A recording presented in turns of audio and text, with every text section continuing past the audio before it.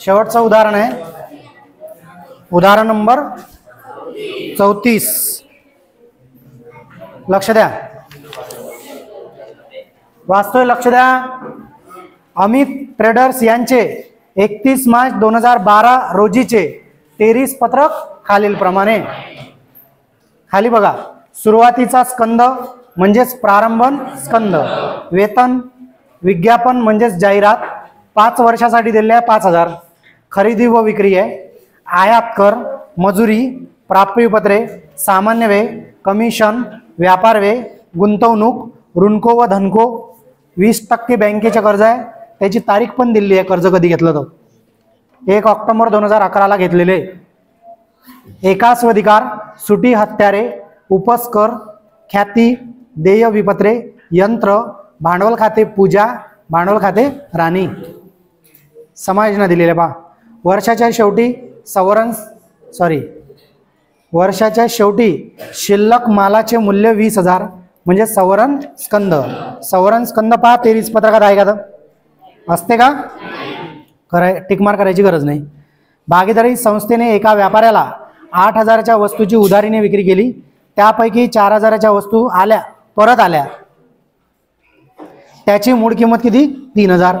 भागीदारी संस्थेने एका व्यापाऱ्याला 8,000च्या वस्तू उधारीत विकल्या, त्यापैकी 4,000च्या वस्तू परत आल्या, म्हणजे विकलेल्या वस्तू परत आल्या, म्हणजे विक्री मधून मायनस होते आणि ऋणको मधून मायनस. विक्री आणि ऋणकोवर टिकमार करा. विकलेला माल परत आला, किती रुपयाचा माल विकला? 8,000चा, परत कितीचा आला? 4,000चा. तर 4,000 रुपये विक्री आणि ऋणको मधून मायनस, त्याची मूळ किंमत 3,000, ते सवरण स्कंदात प्लस होते. समायोजन नंबर 1 वर पण टिकमार करा. भागीदारांच्या भांडवलावर 5% प्रमाणे व्याज आकारा. भागीदारांच्या भांडवलावर टिकमार करा. यंत्र सामग्रीपैकी 10,000चे एक यंत्र 1 जानेवारी 2012 खरेदी केलेले आहे. यंत्र सामग्रीवर टिकमार करा. घसारा आकारासाठी सांगितला याने. कुठं यंत्र? हे यंत्र आहे भांडवलच्या वर, दिसलं काय? चला पुढे. यंत्र सामग्रीवर 10% प्रमाणे घसारा आकारा. तेच आहे ते, म्हणजे डबल टिकमार करायची गरज नाही. तेच, त्याची खरेदी कधी केलं ते सांगितलं आहे 10,000चं, आणि यंत्र सामग्रीवर 10% घसारा आकारायचा आहे. ठीक आहे. वार्षिक लेखे तयार करा. करूया बघा. उदाहरण नंबर 34. अमित ट्रेडर्स यांच्या पुस्तकात, अमित ट्रेडर्स यांच्या पुस्तकात व्यापार खाते दिनांक 31 मार्च 2012 रोजी संपणाऱ्या वर्षाकरिता विवरण रक्कम डावी नावे उजवी जमा.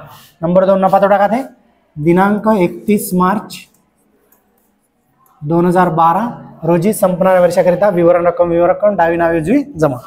ताळेबंद दिनांक 31 मार्च 2012 रोजीचा देयता रक्कम, संपत्ती रक्कम. Any doubt? पुढे जाऊया. प्रिपरेशन करायची आहे. पहिले आपल्याला प्रिपरेशन करताना व्यापार खात्याच्या नावेला काय? प्रारंभन स्कंद, नंतर खरेदी वजा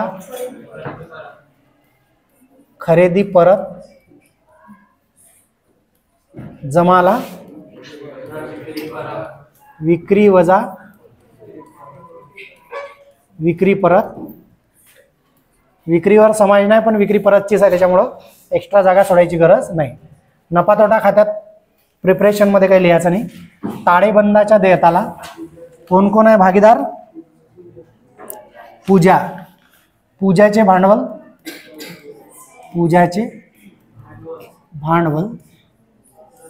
प्लस व्याज, 2 लाईन जागा, उचल किंवा उचल लिहून टाकू इथं. त्याच्यानंतर राणीचे भांडवल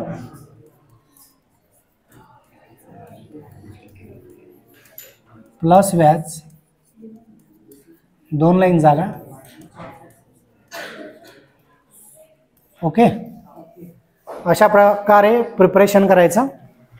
मग 23 पत्रकातले पद लिहू. पहा, 23 पत्रकातले जे पद आहेत डब्यातले, त्याच्या प्रत्येक पदाची एकच नोंद होते. फक्त त्याच्यावर टक्के, वर्ष, बिरस असलं काही तर त्याच्या अदृश्य समायोजन असते. बघा, पहिलं पद आहे सुरुवातीचा स्कंद. सुरुवातीचा स्कंद म्हणजे प्रारंभ स्कंद. लिहिलंच आहे आपण व्यापार खात्याच्या नावेला. रक्कम लिहून घेऊ 17,500.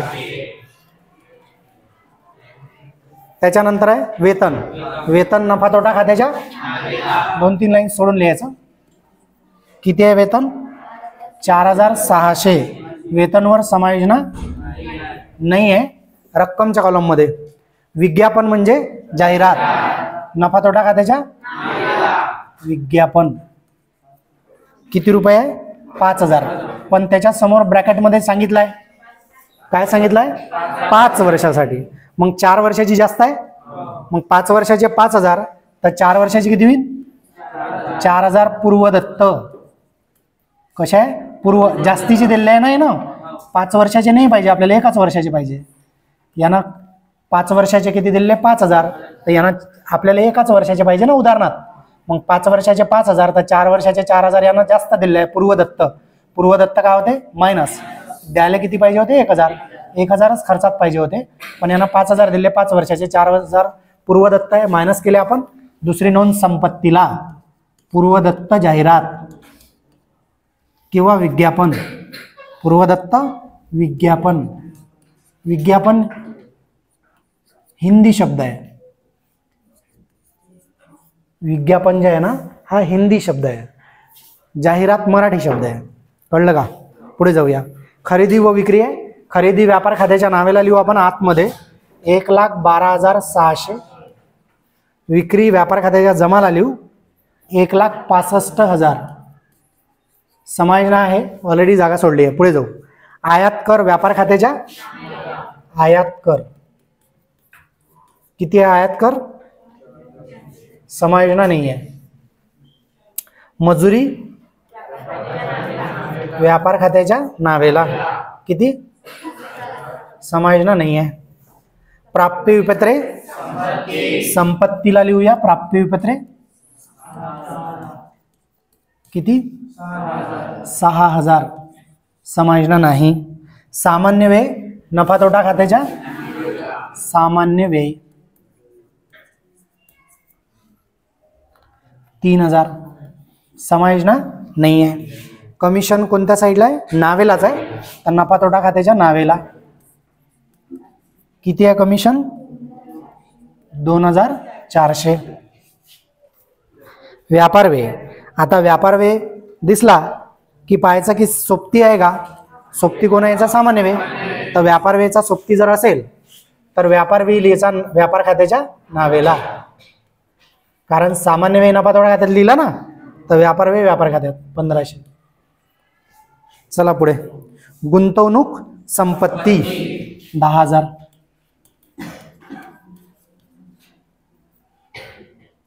किती? सॉरी 10,000 आहे. गुंतवणूक किती आहे? 10,000. समायोजना नाही आहे त्याच्यावर. ऋणको संपत्ती. ऋणकोवर समायोजना आहे.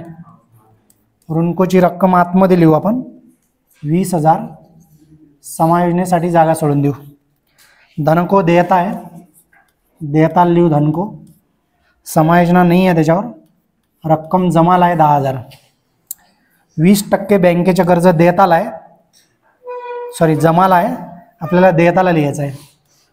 20% बँकेचे कर्ज. रक्कम आहे त्याची 5,000. जमाला. अदृश्य समायोजना आहे. कोणती समायोजना आहे? अदृश्य. अदृश्य म्हणजे खाली समायोजना नाही, समायोजना आहे. पण का बरं समायोजना आहे त्याच्यावर? हे टक्के. टक्के म्हणजे समायोजना. मग 5,000च्या किती टक्के? 20%. पण इथं तारीख आहे. इथं काय आहे? तारीख. तारीख कोणती आहे? 1 ऑक्टोबर 2011. मोजा मग महिने. ऑक्टोबर, नोव्हेंबर, डिसेंबर, जानेवारी, फेब्रुवारी, मार्च. किती महिने झाले? 6 महिने. म्हणजे 6 महिन्याचा व्याज आकारा लागते. पहिले आपण काय करू? 5,000च्या 20% काढून घेऊ. ते होते 12 महिन्याचे. 5,000च्या 10% येते 500. हॅलो, 5,000च्या 10% येते 500, अजून 10% घेतले तर 20% येईल. हॅलो, 10% 10% 20%, म्हणजे झाले 1,000. 1,000 झाले 20%, पण हे 12 महिन्याचे आहे. किती महिन्याचे आहे? 12 महिन्याचे 1,000. आपल्याला पाहिजे 6 महिन्याचे. 12 महिन्याचे 20% 1,000, तर 6 महिन्याचे 20% 500, म्हणजे 500 रुपये आपल्याला व्याज आकारावं लागेल. आणि बँकेच्या कर्जावर व्याज नावाचं पद वगैरे दिलाय का? पहा, आहे का उदाहरणात?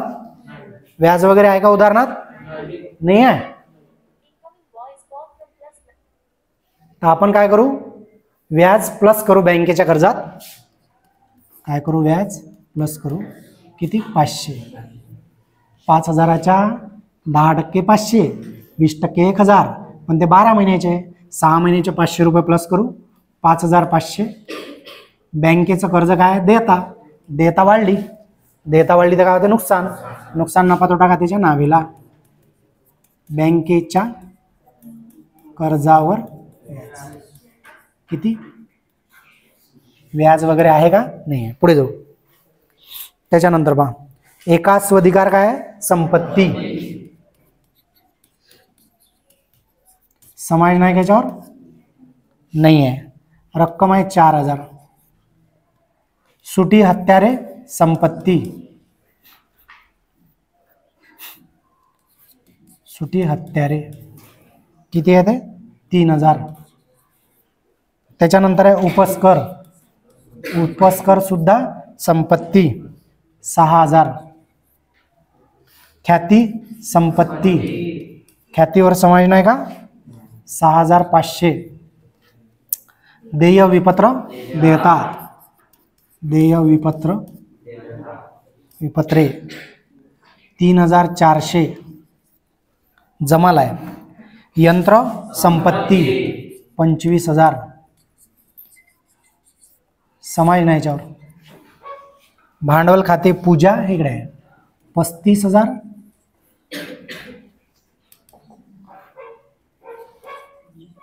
आणि भांडवल खाते राणी 20,000.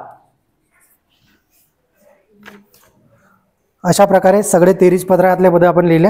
कोणाला काही अडचण असेल तर सांगा. पुन्हा सांगतो, लक्ष द्या. सुरुवातीचा स्कंद म्हणजे प्रारंभ स्कंद. प्रारंभ स्कंद आपण लिहितो व्यापार खात्याच्या नावेला. त्याच्यानंतर वेतन नफा तोटा खात्याच्या नावेला. विज्ञापन नफा तोटा खात्याच्या नावेला. पण विज्ञापन जे होतं ते 5 वर्षासाठी होतं. किती रुपये? 5,000. 5 वर्षासाठी 5,000 होते. मग आपल्याला आपलं जे उदाहरण असते हे 1 वर्षाचं असते. तिथं तारीख बिरीख दिली आहे का? नाही. मग आपलं उदाहरण 1 वर्षाचं आहे, तर त्यांनी सांगितलं की 5 वर्षाचे 5,000 आहे. तर मग आपल्याला 1 वर्षाचेच पाहिजे ना, तर यांना 5 वर्षाचे दिले, म्हणजे 4 वर्षाचे जास्त आहे. मग 5 वर्षाचे 5,000 तर 4 वर्षाचे 4,000. 1 वर्षाचे 1,000 होईल ना. 1,000 1,000 1,000 असे 5 वर्षाचे 5,000 झाले. मग 4 वर्षाचे 4,000 आपण पूर्वदत्त मायनस केले. जास्त दिले ना त्यानं. पूर्वदत्त मायनस केले, संपत्तीला लिहिले पूर्वदत्त विज्ञापन. चला पुढे. खरेदी व्यापार खात्याच्या नावेला. विक्री व्यापार खात्याच्या जमाला. आयात कर व्यापार खात्याच्या नावेला. मजुरी व्यापार खात्याच्या नावेला. प्राप्यपत्रे संपत्ती. सामान्य व्यय नफा तोटा खात्याच्या नावेला. कमिशन नफा तोटा खात्याच्या नावेला. व्यापार व्यय सामान्य व्यय आहे म्हणून व्यापार व्यय व्यापार खात्यात लिहिला. सामान्य व्यय नसता तर व्यापार व्यय नफा तोटा खात्यात लिहिला असता.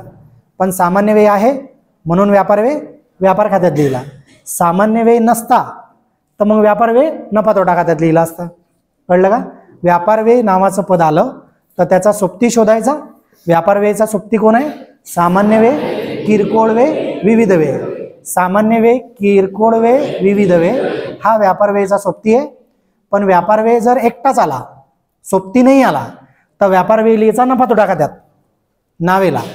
जर व्यापार व्ययचा सोबती आला, सोबती कोण आहे? सामान्य व्यय, विविध व्यय, किरकोळ व्यय. मग सामान्य व्यय या उदाहरणात आहे. मग सामान्य व्यय आपण कुठे लिहिलं? नफा तोटा खात्याच्या नावेला. सामान्य व्यय आहे म्हणून व्यापार व्यय व्यापार खात्यात गेला. सामान्य व्यय आहे म्हणून व्यापार व्यय व्यापार खात्यात गेला. सामान्य व्यय जर उदाहरणात नसता तर व्यापार व्यय नफा तोटा खात्यात गेला असता. कळलं का? फक्त हे व्यापार खात्यासाठी, व्यापार व्ययसाठीच आहे नियम. पटलं ना? पुढे जाऊया. गुंतवणूक संपत्ती, ऋण को संपत्ती, धन को देयता, 20% बँकेचे कर्ज देयता, याच्यावर टक्के आहे आणि तारीखही आहे. टक्के आणि तारीख असला का दोन कार्यक्रम. कसे? टक्के तर पहिले टक्के काढा लागते, तारीख असन तर मग जेवढे महिने असन तेवढे महिन्याचे. मग बँकेचे कर्ज किती आहे? 5,000, त्याच्या किती टक्के? 20%. 5,000च्या 10% 500, 20% 1,000, 20% 1,000. पण ते झाले 12 महिन्याचे. पण इथं तारीख आहे 1 ऑक्टोबर 2011. वर्ष कधी संपलं? 31 मार्च 12. मोजा. ऑक्टोबर, नोव्हेंबर, डिसेंबर 11 संपलं. जानेवारी 12, फेब्रुवारी 12, मार्च 12. म्हणजे किती महिने झाले? 6 महिने. मग 6 महिन्याचं व्याज पाहिजे. 1,000 रुपये 12 महिन्याचे झाले. 6 महिन्याचे 500 रुपये व्याज प्लस केला आपण. पहा, व्याज प्लस केलं, देयता वाढली, नुकसान झाला, नफा तोटा खात्याच्या नावेला, बँकेच्या कर्जावर व्याज. पुढे जाऊ. एकास्वाधिकार संपत्ती, सुटी हत्यारे संपत्ती, उपस्कर संपत्ती, ख्याती संपत्ती, देवीपत्र देयता, यंत्र संपत्ती, यंत्रावर समाज नाही म्हणून आतमध्ये लिहिलं, जागा सोडली. भांडवल खाते पूजा देयता, भांडवल खाते राणी देयता. सांगा कोणाला काय अडचण आहे? हा, नक्की नाही. पुढे जाऊ. समायोजना नंबर 1. वर्षाच्या शेवटी मालाचे मूल्य, शिल्लक मालाचे मूल्य म्हणजेच सवरण स्कंद. सवरण स्कंद व्यापार खात्याच्या जमाला. सवरण स्कंदावर पण समाज नाही म्हणून आतमध्ये लिहू 20,000. कुठं लिहू? आतमध्ये. याच्यावरही समाज नाही, टिकमार केला आपण. त्याच्यानंतर ताळेबंदाच्या संपत्तीला सवरण स्कंद समाज नाही. पुढे जाऊया. त्याच्यानंतर पहा, भागीदारी संस्थेने, हॅलो, भागीदारी संस्थेने एका व्यापाऱ्याला 8,000च्या वस्तू उधारीत विक्री केल्या. बरं, विकल्या ना 8,000च्या वस्तू, त्यापैकी 4,000च्या वस्तू परत आल्या. आता यांनी स्पष्ट सांगितलंय कितीच्या परत आल्या. याच्या आधी अशीच समाज नव्हती, पण किती परत आल्या सांगितलं नाही. मग आपण जेवढ्या विकल्या तेवढ्या पुऱ्या परत आल्या असं म्हटलं होतं. पण इथं काय म्हटलं यानं? 8,000च्या वस्तू एका व्यापाऱ्याला आपण विकल्या, त्यापैकी 4,000च्या वस्तू परत आल्या. म्हणजे विकलेल्या वस्तू परत आल्या. कितीच्या परत आल्या? 4,000च्या. म्हणजे विक्री परत किती झालं? 4,000. विक्रीमधून मायनस विक्री परत 4,000. 0 0 0, 5तून 4 गेला 1, 6 1. विक्रीमधून मायनस विक्री परत. आता हे समायोजने मधलं आहे. विक्रीमधून मायनस विक्री परत, आणि विक्रीचा संबंध कोणाशी आहे? ऋणको. ऋणको मधूनही मायनस विक्री परत. किती रुपये? 4,000. 20,000 मधून 4,000 गेले 16,000. आता मला सांगा, विकलेला माल 8,000चा माल विकला होता, त्यातला 4,000चा माल परत आला, विकलेला माल परत आला, मग विक्री कमी नाही होईल काय? विक्री परत मधून मायनस, आणि जो माल विकला होता उधार ऋणको, तो ऋणकोही कमी होईल ना. मग विक्री मधून मायनस, ऋणको मधून मायनस. मग तो जो माल परत आला, तर आपल्याजवळ जो माल शिल्लक होता त्याच्यात वाढ नाही होईल काय? आपण माल विकला, विकलेला माल परत आला, तर विक्रीमधून काय झाला? कमी झाला. विक्रीमधून कमी झाला तर ज्याला विकला होता त्याचे पैसे कमी होईल ना, म्हणजे ऋणकोचे कमी होईल. विक्रीमधून मायनस, ऋणकोमधून मायनस. पण जो माल आपण विकला होता तो परत आला, तर आपल्याजवळ माल परत आला ना, मग आपल्याजवळ जो माल शिल्लक आहे त्याच्यात वाढ नाही होणार काय? सवरण स्कंदात प्लस काय? विक्री परत. पण याच्यात कोणती रक्कम प्लस करायची? मूळ किंमत. कोणती? मूळ किंमत दिली आहे बा. त्याची मूळ किंमत किती आहे? 3,000. म्हणजे ऍक्च्युअल तो 3,000चा होता माल, पण आपण विकला किती होता? 4,000. तर विक्री परत, विक्रीमधून ऋणकोमधून मायनस 4,000, आणि सवरण स्कंदात मूळ किंमत प्लस करायची.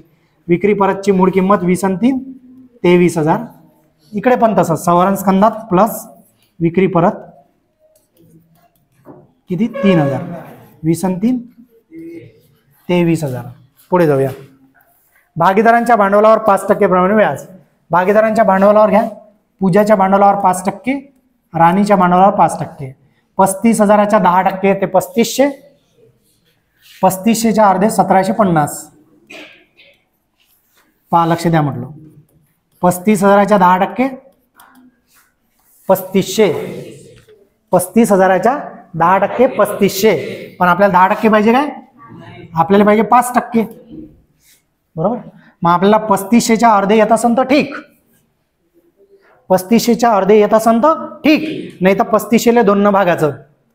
किंवा 3500च्या अर्धे आपल्याला येत नाही, मग काय करायचं, 3000च्या अर्धे येते, 3000च्या अर्धे 1500, 500च्या अर्धे 250. नाही समजलं, 3500 आहे की नाही, मग 3000च्या अर्धे 1500, 500च्या अर्धे 250, 0 5 2 5 7, 1750. समजलं काय, असं पण करता येते. ठीक आहे, पुढे जाऊ पहा. 20,000च्या 10% येते 2000, तर 5% येते 1000. भांडवलावर व्याज, भांडवलमध्ये प्लस, भांडवल वाढलं म्हणजे देता वाढली, नुकसान झालं, नफा तोटा खात्याच्या नावेला. पूजाच्या भांडवलावर व्याज, राणीच्या भांडवलावर व्याज. पूजाच्या भांडवलावर व्याज 1750, राणीच्या भांडवलावर व्याज 1000. पुढे जाऊ. यंत्रापैकी 10,000चे यंत्र, हॅलो, यंत्र किती आहे, टोटल किती आहे, 25,000. हा काय म्हणून राहिला पहा पहिले, यंत्र किती आहे आपलं, यंत्र किती आहे, हा काय म्हणते, यंत्रापैकी 10,000चे यंत्र, एक यंत्र 1 जानेवारी 2012, कधी, 1 जानेवारी 2012 ला खरेदी केले. काय म्हणते, यंत्र सामग्रीपैकी, म्हणजे यंत्रापैकी कितीचे यंत्र आहे आपल्याजवळ, उदाहरणार्थ इथं आहे ना, पहा ना, 25,000. टोटल यंत्र कितीचं आपल्याजवळ, 25,000. हा काय म्हणते, यंत्र सामग्रीपैकी 10,000चे यंत्र 1 जानेवारी 2012 खरेदी केले. ठीक आहे, याची काही नोंद बिन नाही होत, याच्यातलंच होय हे फक्त माहिती दिली आहे तुम्हाला. काऊन दिली, खाली पहा, समायोजना दुसरी. यंत्र सामग्रीवर 10% घसारा आकारा. काय करा, घसारा. मला तुम्ही सांगा, 25,000 पैकी 10,000चं यंत्र कधीचं आहे, 1 जानेवारी 2012चं. मग 25,000 मधून 10,000 गेले, उरले किती, 15,000. म्हणजे पहिल्यापासून किती असन, 15,000 सुरुवातीपासून असन. ठीक आहे, म्हणजे तुम्ही काय केलं, 25,000चे 2 तुकडे केले. काऊन, तोच सांगून राहिला ना की या 25,000तलं यंत्र 10,000चं 1 जानेवारीचं आहे, आणि उरलेले जे आहे ते कधीचे आहे, पहिल्यापासून आहे. मग पण आता काय करायचं, याच्यावर घसारा करायचा. घसारा कसा आकाराचा, 10,000 वर वेगळा, 15,000 वर वेगळा. आकारायचा 25,000वर आहे, आकारायचा 25,000वर आहे, पण 10,000वर वेगळा, 15,000वर वेगळा. काऊन, कारण 10,000ची तारीख आहे तुमच्याजवळ. समजलं असं. मग 10,000वर किती टक्के घसारा आहे, 10%. 10,000च्या 10% येते 1,000, पण हे झाले 12 महिन्याचे. किती महिन्याचे, 12 महिन्याचे 1,000, 10%. ठीक आहे, टक्के 10च पाहिजे ना आपल्याला. 15,000च्या 10% 1500. इथं आपण मोकळं झालो. काऊन, इथं तारीख बिरी काही नाही आहे, म्हणजे इथं आपण मोकळं झालो, 1500 करून संपलं. मग 10,000वर 10% 1,000, 12 महिन्याचे. तर इथं तारीख आहे, कोणती तारीख आहे, 1 जानेवारी 12. वर्ष कधी संपलं आपलं, 31 मार्च 12. मोजा, जानेवारी 12, फेब्रुवारी 12, मार्च 12. किती महिने झाले, 3 महिने. मला तुम्ही सांगा, 12 महिन्याचे किती झाले, 1,000. 12च्या अर्धे 6, 6च्या अर्धे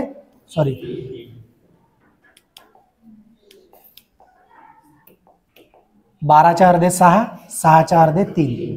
12 महिन्याचे 1,000, 6 महिन्याचे 3 महिन्याचे,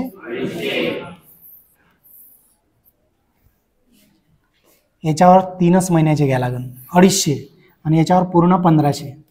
1500 प्लस 250, 0 5 7 1, 1750 रुपये घसारा घ्या लागेल आपल्याला. कशावर, यंत्रावर. मायनस करू, घसारा 1500 प्लस 250. 15,000वर 1500 आणि 10,000वर 250, 3 महिन्याचा. असे किती झाले, 1750. शून्यातून 0 गेले 0, 10तून 5 गेले 5 आजचा दिला, 10तून 8 गेले 2 आजचा दिला, 5तून 2 गेले 3, 2. घसारा मायनस झाला, संपत्तीमधून नुकसान झालं, नफा तोटा खात्याच्या नावेला. यंत्रावर घसारा.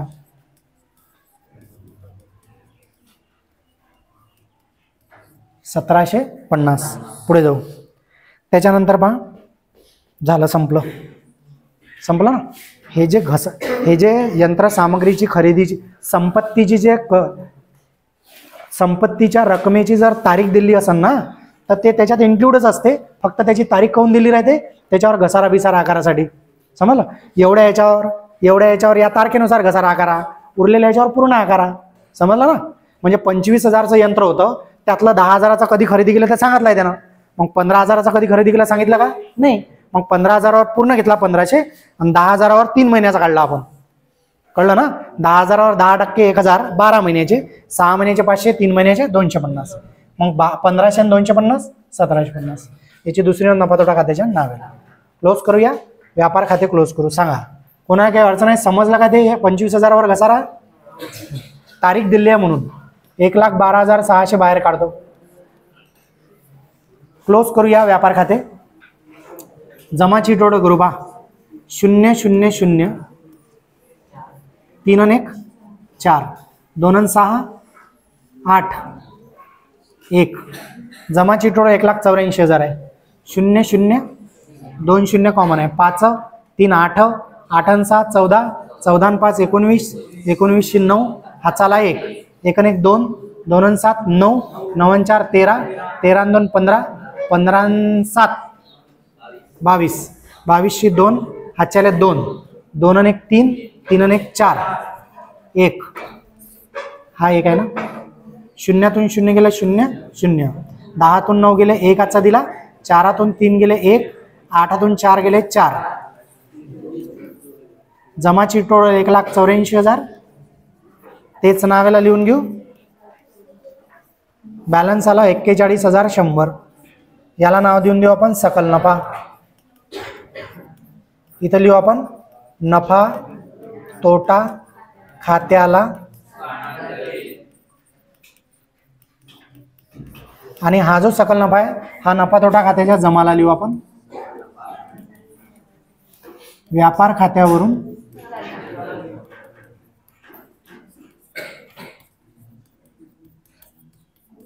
$41,100. आता 41,100 जमाची टोटल आहे. नावीची करू पा. 0 0 0 5 आणि 5 10 10 0 हातचा आला 1 1 आणि 7 8 8 आणि 7 15 15 आणि 5 20 24 24 आणि 6 30 30 0 हातच्याले 3 3 आणि 1 4 आणि 1 5 आणि 1 6 आणि 2 8 आणि 3 11 आणि 1 12 आणि 4 0 0 1 11 6 गेले 5 आजचा दिला. 4 2 गेले 2. 41,100 जमाची टोटल आहे. तेच नावेला लिहून घेऊ. 41,100. बॅलन्स आला 25,100. डायरेक्ट लिहायचा नाही. शुद्ध नफा तो वाटा लागते पूजा आणि राणीला.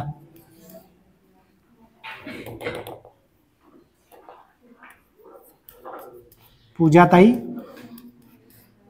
आणि राणीताई यांना आपल्याला 25,100 भागीदारांना स्थानांतरित. कसे वाटायचे? कसे वाटायचे सांगितले आहे का पहा? सांगितलेलं नाही. म्हणजे कसे वाटायचे? समान. 25,000च्या अर्धे 12,500 नाही. 25च्या अर्धे 12,500 आणि 100च्या अर्धे 50 12,550 नाही. किंवा 25,100 भागाना बे 2 न बे ग बे 0,5 बे दोन्ही 1 उरला 1 बे 5 1 उरला 0 बे 5 1 0 उरलं वर 12,500. ओके. 12,550 12,550. शुद्ध नफा त्यांच्या भांडवलमध्ये प्लस.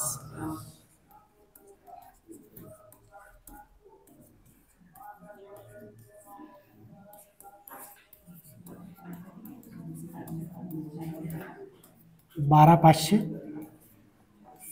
0 0 5 आणि 5 10 10 0 हाताला 1 5 आणि 1 6 6 आणि 7 13 13 3 हाताला 1 1 आणि 2 3 3 आणि 1 4 4 आणि 5 9 1 आणि 3 4 49 300 0 5 5 2 आणि 1 3 3 33 500 ताळेबंद की दोन्ही साइड की टोटल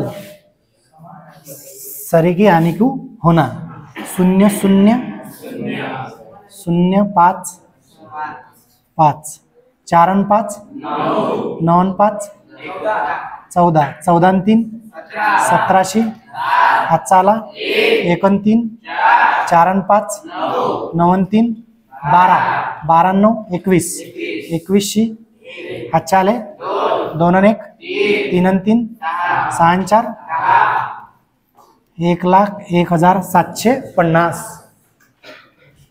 तेवढीच येते मग किती येते 1,01,750. धन्यवाद. पार्टी आपली आभारी आहे.